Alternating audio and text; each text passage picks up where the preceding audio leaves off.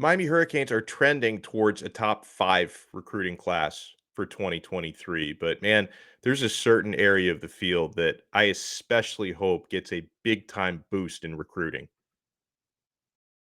You are Locked On Canes, your daily podcast on the Miami Hurricanes, part of the Locked On Podcast Network, your team every day.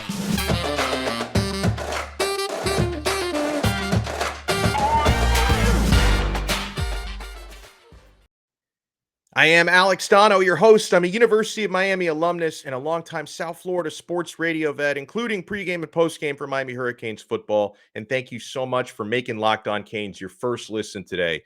We are available free wherever you get your podcasts and available free on YouTube. So within the past week, less than a week, about 5 days, Miami's 2023 recruiting class has gone from ranked number 44 to ranked number 2023, and that was just simply by the commitments of four-star stud quarterback Jaden Rashada and four-star stud wide receiver Nathaniel Ray Joseph. And folks, the next few days are going to be gigantic. We're here on Thursday, June 30th. On Friday, July 31st, you're going to have a handful of Miami targets, blue chip recruits announcing their commitments. I think Miami can land one or two of these guys. No question about it. You've got a big time offensive tackle who's on Miami's radar, going to be announcing his commit on July 4th, Independence Day. I'm certainly going to be watching that streaming live on CBS Sports HQ. But when we kind of project how the class is going to finish, and we also take a look at who Miami has locked in already with their 9 hard commits, what they refer to as hard commits, verbal commits for the class of 2023, want to ask ourselves, which position groups do we think are going to improve most with the infusion of talent they get in that class of 2023? So when I say improve most, it's got to be a position that has room for improvement, right? Miami is going to be stacked with the quarterbacks coming in 2023 when you have both Jayden Rashada and Emory Williams. The quarterback room is already stacked, right? I mean, right now you've got TVD probably will be gone by the time these guys get in, but Jake Garcia, Jakari Brown, it's already a really good room. I'd say the same thing about the tight end room, right? Because Miami is just crushing it in tight end recruiting for this class. They've already got Reed McKeska and Jackson Carver, who I think are both a little bit underrated with 3-star tags. Riley Williams, who is a 4-star, more than likely to commit to Miami. That's going to be a mammoth tight end class. Tight end room is already in great shape with Skinner, Arroyo, and Will Mallory, even though Mallory's going to be gone by the time these guys get in. But when it comes to which rooms, which position groups can improve most, folks, I really think that by the time it's all said and done, by the time we get to February of 2023 and all the national letters of intent have been signed and we're, essentially done recruiting this coming class, I guarantee you by that point, the offensive line, it's going to be revolutionized. We're waiting on some big commits, okay? I love what Miami's got already, right? And we need to do more, of course. But if we look at the players who are probably a little bit unheralded that Miami already has locked in to the class of 2023, you've got 3-star Antonio Tripp, interior offensive lineman. Again, only listed as a 3-star, but this guy is a dog on the field, and he is a leader. I think we're going to be looking back in a few years at Tripp and saying this guy was a little bit underrated in recruiting. Another 3-star Miami has already locked in, verbally committed for 2023. Very intriguing offensive line prospect. And folks, if there's one thing we know about Mario Cristobal and Alex Mirabal is they can identify ascending talent in recruiting, especially, of course, on the offensive line, right? They know when they look at a player that maybe hasn't played American football his entire life and is kind of a diamond in the rough, these guys understand, okay, this is the guy who's going to go to the moon with his talent, and also we have the coaching that can take him there. Frankie Tinilao already committed for this class. I believe he could very well end up being a 4-star, at least by the time he signs his letter of intent after playing a high school season. Like, we don't know a whole lot about Frankie Tinilao as a football player. He's an offensive tackle. He's gigantic. But we don't know a whole lot about him as an American football player because he just moved over to the States, to South Florida from Australia to play at Miami LaSalle this coming season for his senior year. He grew up over there down under playing rugby. He is tough as nails. So I think that could end up being one of these guys that this coaching staff really found a diamond in the rough. So as far as who might be next through that door, who may be verbal commits coming in the coming weeks, coming months, I think Miami is in a really good place for 5-star Samson Okunlola, who's the number 2 rated offensive tackle in the entire class. I've been told kind of to watch out for this one, that this could end up being one that really trends towards Miami. Now, I'm a little bit less certain and maybe at least slightly less confident about the top tackle in the class, Francis Mauigoa. He's the one that I referenced who's going to be making his announcement on July 4th live on CBS HQ. So you're going to be able to watch his stream the same way that we watched Jaden Rashada this past weekend. It's going to be on the same platform. Miami is in the mix for him. Obviously, if you get the top tackle in the class, we're going to be doing a lot of bragging on Kane's Twitter if we can land that one. I have a really good feeling about Miami's chances with 4-star offensive tackle Monroe Freeling. He's 6'7". He's going to keep growing into his frame. Like, he's only listed right now at 285. I never know when you're talking about like the projected weights of like players who are in high school. I don't know how accurate this stuff is, but he's going to get bigger. He's going to add more muscle, but he has all the makings of a stud offensive tackle. Another one who's on Miami's radar, a 3-star, probably a little bit underrated, Tommy Kinsler from Ocala. He's 6'6", 330. That's already his listing right now. So, folks, I think there's no reason to worry about what's going to come through the door at offensive line. And listen, I think we all learned a lesson over the last couple of weeks, because some of you were freaking out about how come Miami's only getting 3-star commits. Where are the 4-stars? Since then, we've gotten 2 high-level 4-stars announce their commits. So don't worry, the offensive line is going to be in great shape. I think that position group is going to improve a ton. Another one that I think is going to get a big boost, I hope and pray, because we need it, is linebacker. Now, Miami already has Bobby Washington as a hard verbal commit from Killian. I don't think he's going to flip. He's not, this is one I'm not worried about signing his letter of intent. He's committed along with his brother, Robbie, wide receiver, a little bit more of a blue chipper than Bobby is, but I think Bobby's going to develop into a very nice player at the U. I feel really good about, and this would be gigantic if Miami can land this one. I feel really good about 4-star linebacker Malik Bryant out of Orlando. That's one to really look out for, because I know that Charlie Strong has been recruiting him really hard, and he's recruiting that entire position group really hard. So we're going to end up with a nice class there. Miami is also in the mix for 4-star linebacker Raul Aguirre out of Georgia. So I think some good players are going to come in there. And then the other one that's obvious that's going to improve a ton, and we had a feeling this is going to be the case, because class of 2023 is the year of the receiver. There are so many good wide receivers in the class of 2023. And some of y'all were mad last week when we didn't land Brandon Innes. Like, he's great receiver, but 5-star out of, how do we let this guy leave South Florida? We know Miami's going to be fine at wide receiver in the class of 2023. We've already got Robbie Washington, a blue chipper 4-star, Ray Joseph, blue chipper 4-star, who just committed this week. And folks, I'm pretty darn confident that Miami, and I hope I'm not wrong about this one, I'm pretty confident Miami's going to get a commitment from 5-star Jalen Brown. I think that could be the next guy to commit at wide receiver. So that's going to be a position group that is really going to be injected with big-time talent for the class of 2023. Some other recruiting notes to look at. I was kicking myself for not talking about this on yesterday's episode, because I had it in my notes, but it's been so busy on the show. Like, we've had so much to talk about that sometimes you don't get to everything. That's why, like, whoever calls this the offseason, you're clearly not a Hurricanes supporter, right? Because for Miami Hurricanes fans, recruiting season does not feel like the offseason. There's so much going on. 5-star edge rusher, Jayden Wayne, he is trending heavily towards Miami. And if you look for some of the clues, look at where he and his family are geographically locating themselves. So he's moving from Tacoma, Washington, which is about as far as you can possibly get in the continental United States from South Florida. That's where he was living. He's moving from Tacoma, Washington to IMG Academy in Bradenton to play his senior year. That puts him a lot closer to the 305.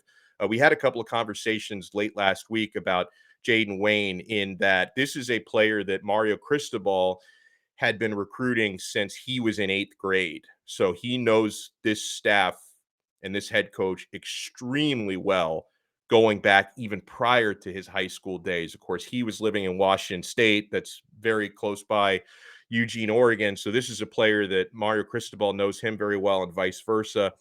And Jayden Wayne had what was described to me as a stellar visit to the University of Miami last week. And immediately after his visit, we started to see, all the big time recruiting sites, the 24/7s and the rivals started to say, hey, look out for Miami now. Miami's moving up on his list. And the crystal balls have started coming in with medium certainty. 100% of the crystal balls are all right now pointing him to the Miami Hurricanes. 6'5", 245. He's got the type of frame where he can add even more lean muscle at the next level. So I hope he ends up being a Cane. I think he'll end up being a Cane. Wherever Jayden Wayne does commit, they're getting a really, really good one.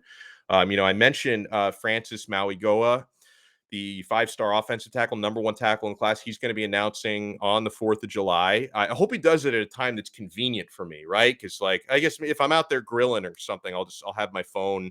I'll be watching the stream live. But I mean, listen, I'm trying to enjoy my holiday, Francis. You're making me work. You're making me work. So he's considering Alabama, USC, Florida, Tennessee, and Miami. That's his top 5. I'm not going to say we were in a great spot official visit wise, because you usually want to be first or last.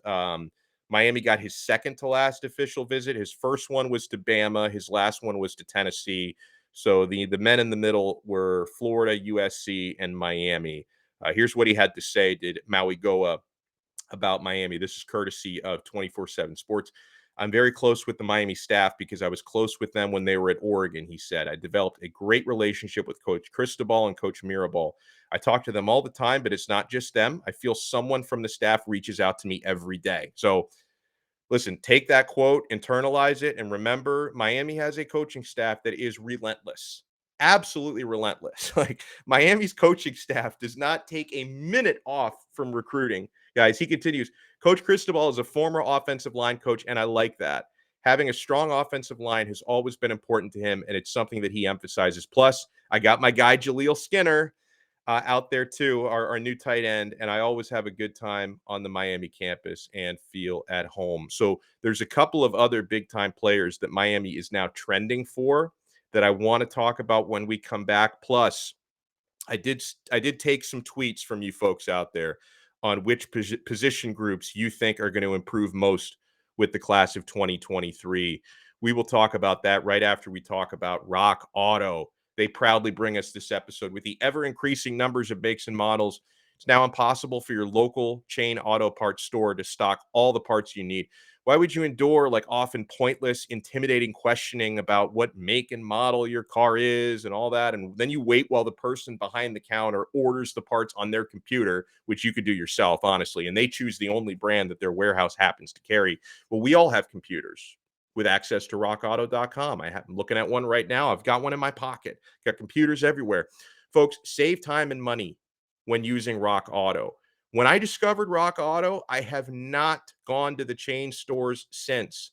Why would you choose to spend 30%, 50%, even 100% more for the same exact parts that you get from the chain store or the car dealership?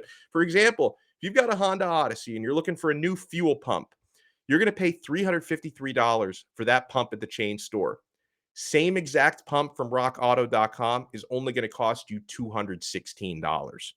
Why would you deny yourself a saving like that? Rock Auto's prices are reliably low for every customer. They have everything your car could possibly need. Go explore their easy-to-use website today and find the solution to your auto part needs.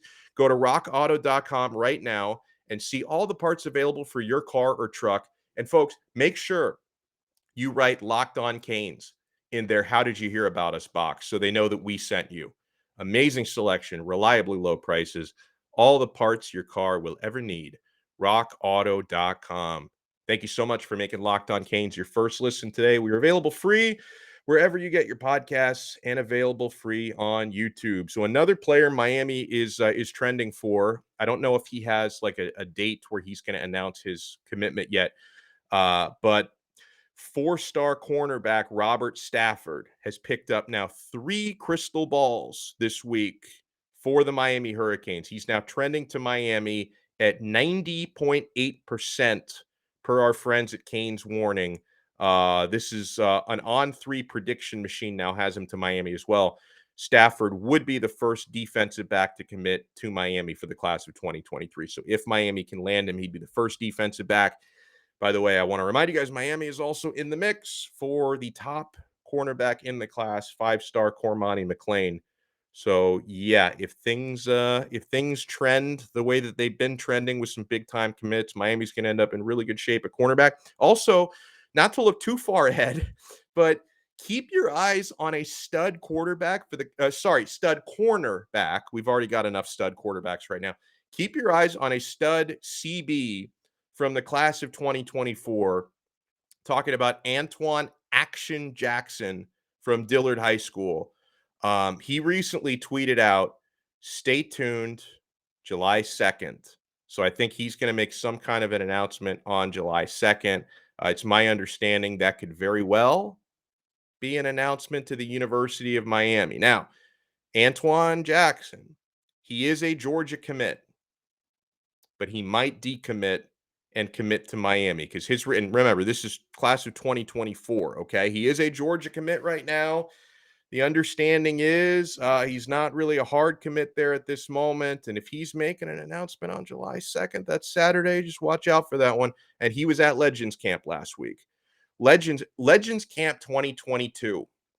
We're going to look back on that as one of the most important dates in University of Miami recruiting, at least for this era, right? Like 5 years from now, we're going to be like, do you remember all those commits we got from everybody who visited Legends Camp 2022? It's like the greatest day ever, man.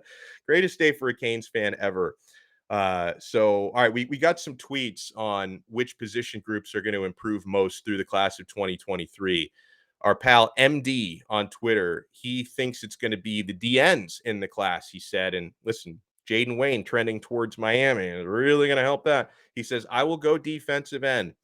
Collins Achampo's upside plus Jayden Wayne's ability to be a day one contributor, he says. This is the class that brings the star power, double-digit sack numbers, and first-round NFL draft picks back to our defensive end room. Whew.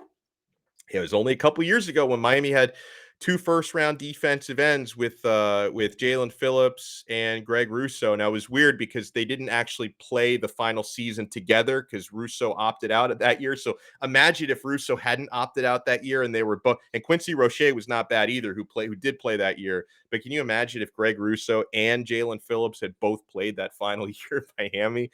Oh man, but yeah, no, I agree with you. And listen, you mentioned and these guys are not hard commits yet, of course, but you mentioned Jayden Wayne, who I feel good about. We just talked about him, and I feel pretty good about Collins Achampo as well.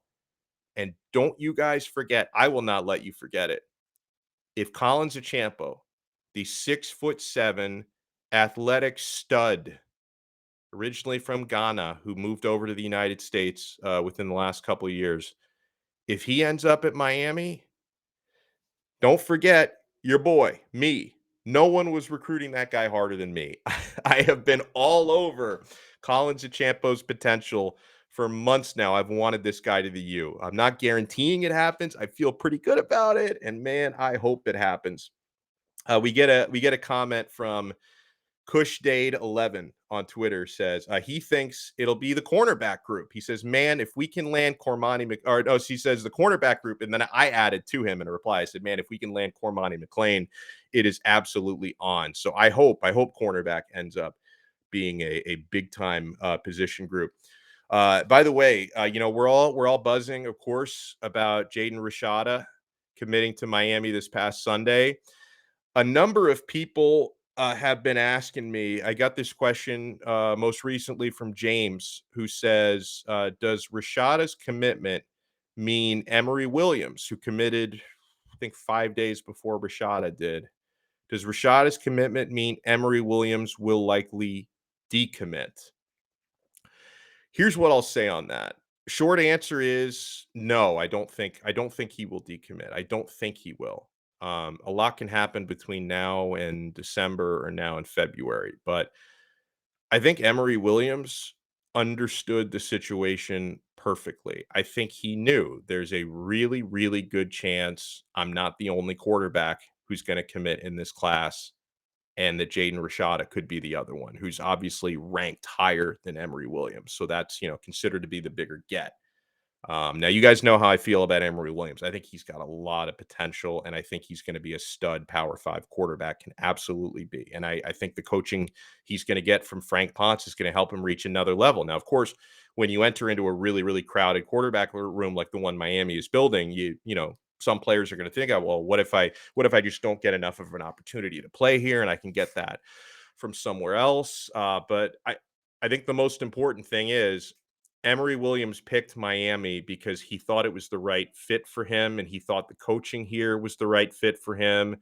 And he knew when he committed, he knew there was a really good chance he was not going to be the only highly rated quarterback coming in this class. So I'm not expecting him to decommit. Now, what is going to happen here inevitably is every other big time university that needs a quarterback in that class, they're going to start recruiting Emory Williams really hard now, knowing our conversation starter with this young man is, hey, you're sharing a quarterback room with Jaden Rashada coming in the same class.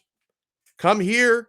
We'll start you sooner. We'll start you right away. So I think, you look at, I don't know, somebody like University of Florida might up their pursuit for Emory Williams, because listen, it's a verbal commit. They can still recruit the kid for the next several months. They might really up their pursuit for him now, because they're whiffing on quarterbacks left and right. So they may say, hey, we can convince this one. He doesn't live that far away from us. I mean, he lives over in the Panhandle. We're in the northern part of the state, so.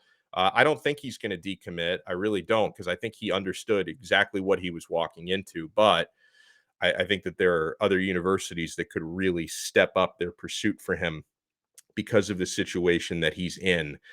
I got to address something on the other side, guys. I received a very valid critique of the show. I'll tell you what that is and what I'm going to try to do to fix it right after I tell you about betonline.net. They don't need any fixing. BetOnline.net is basically perfect. They're your number one source for all your betting needs and sports info. I'm on there every day. You can find out all the latest sports developments, league reviews, and news, including all your college football futures like Miami over under 8.5 wins this coming season, Major League Baseball. BetOnline is your continued source for all your sporting wagering info, including live betting, esports, and scores. And BetOnline.net remains the best spot for all your sports scores, podcasts, and news this season. BetOnline.net is the fastest and easiest way to check in on all your favorite sports and events, including MMA, boxing, and golf. Head to the website today or use your mobile device to learn more about the trends in action. BetOnline, where the game starts. Thank you so much for making Locked On Canes your first listen today. We are available free wherever you get your podcasts. So we got this. I don't know if this is a question. It's more of a critique from I think, I don't know how you pronounce this, but Woady, Woady on YouTube. Woady said to me on a YouTube comment, he says, "I watch you all the time, Alex. I think you're the man." Well, thank you. But you have to get more hurricane stuff around you, man. It looks like you just became a fan. And you know what? I'm surprised people didn't bring that up earlier. Okay? I definitely want to step up my wall game and backdrop game. Like, I've got a couple of nice jerseys hanging behind me. I've got a Jim Kelly throwback and a vintage Santana Moss circa 2000 hanging behind me. But I've got the blue and black pattern behind me, which is actually because I do some Italian soccer content, and I'm an Inter Milan supporter, and those are their colors. But bro, you're right, man. Honestly, I try to wear Canes gear every day, at least one piece, a hat, if not a shirt. But he's right. Like, whose setup I love? I need to get one of those neon signs like Coach Coop, where he's got like the neon hurricane sign. I need to get something like that, bro. I've also got like a couple of autographed mini helmets. I've got one from Willis McGahee. and Randall Thrill Hill and a couple of others that I'm going to find a way, Wody, to step up my backdrop and just make it a little bit more hurricane centric. I think that honestly, that is a valid complaint. And for those of you who listen to the audio, you know, you're not looking at me, so you don't care, right? You know, we bring the audio game is tight and strong, but for the video game, yeah, should probably step it up.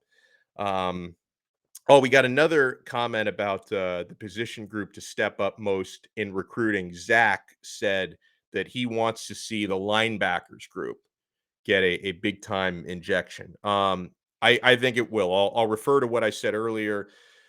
Charlie Strong is working hard on the recruiting trail. I feel pretty good about Malik Bryant, who would be a very big get. You do have Bobby Washington in already. You're in the mix for Aguirre and a few others. So I think we're going to end up being okay at linebacker. And I want to circle back to something with wide receiver. Okay. We've talked a lot over the last couple of months that we've been doing this show. We've talked a lot about what Miami has on the roster right now, right? When you're looking for, you know, the potential of guys like Keyshawn Smith and Brashard Smith to become really number one types, especially and Jacoby George to become like more consistent because Miami lost their top two receivers last year. Xavier Restrepo, I think, is going to be a big time weapon in the slot. You know, Miami's got big time recruits coming in the class of 2023, no question about it. You've already got, you know, Ray and Robbie, but let's also not undersell the junior college transfer that Miami just got about a week and a half ago, who is going to be eligible to play right away. Colby Young. Colby Young is 6'4" with track speed. This is a big wide receiver with speed and a good catch radius. You know, I know that being a junior college guy, you know, wasn't maybe as celebrated as the guys coming out of high school, but he's got 3 years of eligibility left, and he's eligible to play right away. Because I think originally they were trying to classify him as a class of 2023, but they reclassified Colby Young as a class of 2022, and he's going to be a summer two enrollee at the university. So he's going to be, you know, matriculating at the U in time to be a full participant in fall camp. I think he's someone who can definitely fight for playing time and can even add more to that receiving core. That'll do it for this episode. Huge shout out and thank you to those who tune in every single day. Make sure you spread the word. We're here 5, if not 6, sometimes 7 days a week, man, for a new episode of Locked On Canes. And guys, make sure you make Locked On ACC your second listen every day because host Candace Cooper and the local experts of Locked On do a great job, and they take you across the ACC in 30 minutes or less. Make Locked On Canes your second listen. Sorry, Locked On ACC. Make that your second listen after Locked On Canes. Locked On ACC. We will talk to you guys again tomorrow. John Garcia Jr. is going to join us on tomorrow's episode. So we're going to break down a huge day coming up in recruiting and a huge weekend. So we will talk to you guys tomorrow on another episode of Locked On Canes. We're part of the Locked On Podcast Network, your team every day.